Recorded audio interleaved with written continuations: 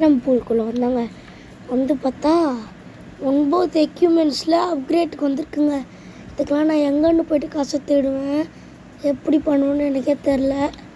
நம்ம 10th power வாங்கிட்டோம், 11th power வாங்கணும்னு நினச்சிங்கன்னா சப்ஸ்கிரைப் பண்ணுறேங்க கைஸ். இப்போ நெக்ஸ்ட் வந்து சரி இருக்கிற கடுப்பில் ஒரு மேட்ச்சுக்கு போனோங்க.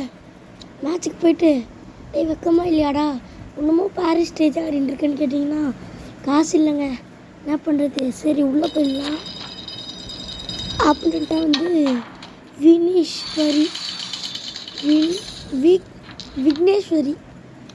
விக்னேஸ்வரி அதுக்கப்புறம் வந்து ரேங்க் எக்ஸ்ப்ளோரரு கேனு வெரிட்டன். சரி அன்னைக்கு இந்த ஸ்டேஜில் ஆடவே வரல, சும்மாச்சாங்க ரொம்ப தான் சுத்தமாக எனக்கு ஆடவே வரலங்க.